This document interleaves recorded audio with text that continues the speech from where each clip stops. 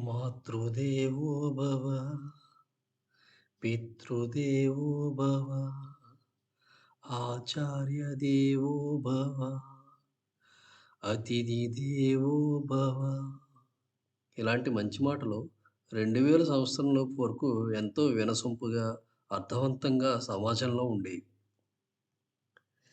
కానీ నేటి artificial intelligence అనగా ఏఐ యుగంలో, సెల్ ఫోన్ల సమాజంలో, కమర్షియల్ ఎడ్యుకేషనల్ టెక్నాలజీ వైపు పరుగులు పెడుతూ ఉన్న విద్యార్థి లోకం, ఈ సమాజ హితం కోరే అధ్యాపకులను, అందులోనూ ప్రైవేట్ విద్యా సంస్థల్లో బతుకునీడుస్తున్న ఎందరో టీచర్లను అధఃపాతాళానికి గెంటివేస్తూ ఉన్నాయి నేటి విద్యాభ్యాసన పోకడలు. హైదరాబాద్ వంటి మహానగరంలో ఒక్క మియాపూర్, కూకట్పల్లి, బాచుపల్లి, బౌరంపేట్ చుట్టూ 15 కిలోమీటర్ల విస్తీర్ణంలో మనం చూసుకుంటే, దాదాపుగా 20-35 ఇంటర్నేషనల్ స్కూల్స్ వెలిశాయి ఈ యొక్క 10 సంవత్సరాల్లో. విద్యార్థుల యొక్క పేరెంట్స్ కూడా ప్రొఫెషనల్స్. ఇందులో ఐటీ సెక్టార్స్‌లో, ఫార్మా సెక్టార్స్‌లో, హెల్త్ కేరు, రియల్ ఎస్టేట్ ఇలా రకరకాల రంగాల్లో ఉన్నవారే ఎక్కువ.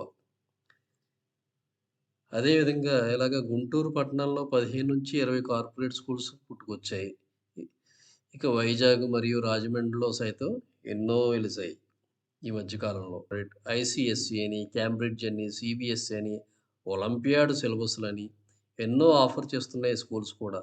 స్కూల్స్ ఫీజులో బంపర్ ఆఫర్స్ చేసే బడులు కూడా లేకపోలేదు నేటి సమాజంలో.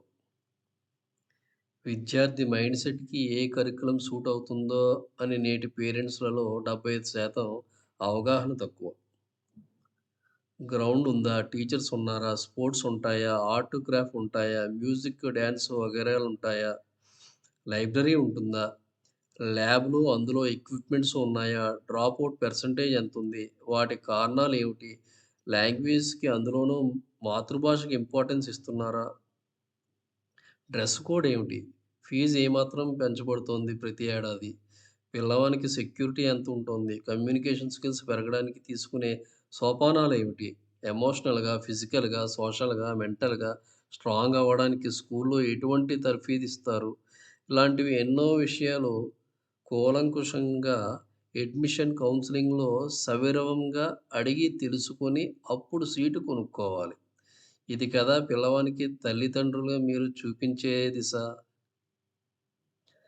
నేటి సమాజంలో టీచర్ రోడ్డు మీద వెళుతుంటే కూడా తల తిప్పుకుని మొహం చాటేసే విద్యార్థులు, ఎక్కడ నమస్కారం పెట్టాల్సొస్తుందేమోనని. అవునా కాదా? చాలామంది అలాగే ఉన్నారనుకోండి.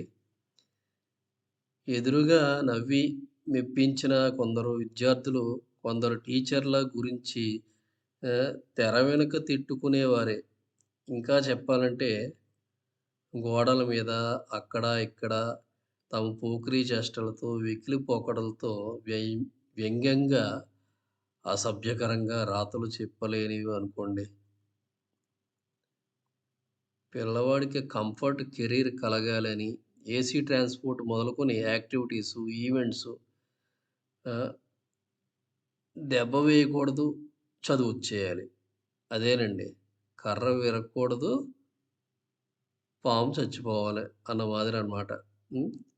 ఫీల్డ్ ట్రిప్సులు ఇలా ఎన్నో సౌకర్యాలను వెతుక్కొని స్టేటస్ కోసం తలకు మించి భారాన్ని పిల్లవాడిపై పెట్టే కరిక్యులమ్ గల స్కూల్స్‌లలో పంపిస్తున్నారు.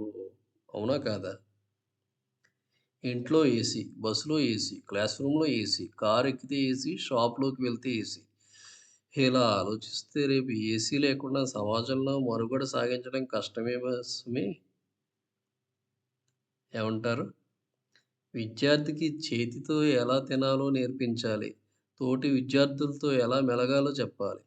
వినయంగా పాఠం ఎలా వినాలో చెప్పాలి. టీచర్స్ వద్ద, ఇతర విద్యార్థుల వద్ద ఎలా ఉండాలో తెలియజేయాలి. ఇవన్నీ ఎవరు చెప్పాలి? ఫీజులు కడుతున్నాంగా, టీచర్లే చెప్పాలి మరి అని పేరెంట్స్ అనుకుంటే పొరపాటే అవుతుంది మరి.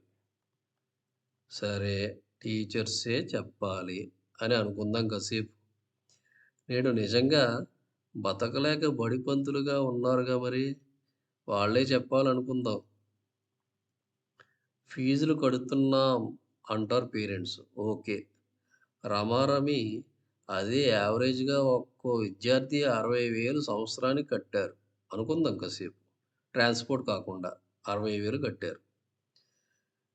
సంవత్సరంలో 360 రోజుల్లో సెలవులన్నీ తీసేయక 280 రోజులు స్కూల్స్ నడిచింది అనుకుందాం.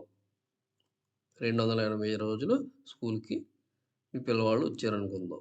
60,000 280 రోజులు కడితే రోజుకి మీ పిల్లవానిపై పడే మీరు అనుకునే ఖర్చు సుమారు రూ. 214 అక్షరాల. ప్రతి టీచర్‌కు రోజుకి కనీసం 8 పీరియడ్‌లు ఉంటాయి కదా మరి. ప్రతి పీరియడ్‌లో ఆ విద్యార్థికి పాఠాలు పాఠాలేమి, క్రమశిక్షణ నేర్పించడమేమి, పెడతో పడుతుంటే సక్రమమైన మార్గంలో పెడుతూ వక్రబుద్ధి గలవారిని కౌన్సెలింగ్ క్లాసులని తీసుకుని సరైన మార్గంలో పెడుతూ, ఆటల్లో, ఇతర కార్యక్రమాల్లో వారికి ఎటువంటి అడ్డంకులు లేకుండా చూస్తూ, పీటీఎంలలో అందుబాటులో ఉంటూ, పై అధికారులు ఇచ్చే ప్రతి పని తూచా తప్పకుండా పాటిస్తూ, ఎప్పటికప్పుడు విద్యార్థి ప్రతి రంగంలో రాణించాలని పరితపిస్తూ, విషయం తరగతి గదిలో అర్థం కానప్పుడు సులభతరం నుండి కఠినతర స్థాయికి విశ్లేషించుకుని, పిల్లవానికి అర్థమయ్యే రీతిలో అనునిత్యం ఒక నిత్య విద్యార్థిలాగా తనను తాను మలుచుకుంటూ పాఠశాలలో అడుగుపెట్టేటప్పటి నుండి తిరిగి సాయంత్రం ఇంటికి తిరిగి చేరుకునే వరకు తన వెన్నెముకకు విశ్రాంతినీయక విద్యార్థికై ఆ 8-9 గంటలు గొంతు చించుకుని సౌమ్యంగా శ్రమ పడే ఈ బడిపంతులకి ఓ పేరెంట్‌గా రోజుకు ఒక్కో టీచర్‌కు మీరు విలువ కట్టే కూలి అక్షరాల ఎంతో తెలుసా? రూ. 26. అనగా ఒక్కసారి మళ్ళీ చూసుకుంటే మీరు 60,000 యావరేజ్‌గా మీరు ఫీజు కడితే 280 రోజులకి రూ. 214 ముట్ట చెప్తున్నారు. హ్మ్. ఒక రోజుకి. ఒక రోజుకి. మరి ఒక పీరియడ్‌కి ఒక టీచర్‌కొచ్చేది ఖర్చెంత మరి? ఇన్ని చెప్పుకుంటూ పోతూ ఉంటే రోజుకి రూ. 26. హ్మ్. అది బయట పనిచేసే కూలివానికంటా తక్కువ. మున్సిపాలిటీ వేజెస్ ఇచ్చేటువంటి ఎంప్లాయీస్ కంటా తక్కువ.